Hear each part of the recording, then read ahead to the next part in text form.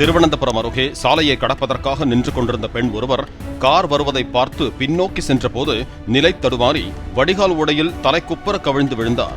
இதை பார்த்த நபர் ஒருவர் ஓடிச் சென்று அவரை மீட்டு மருத்துவமனைக்கு அனுப்பி வைத்தார்.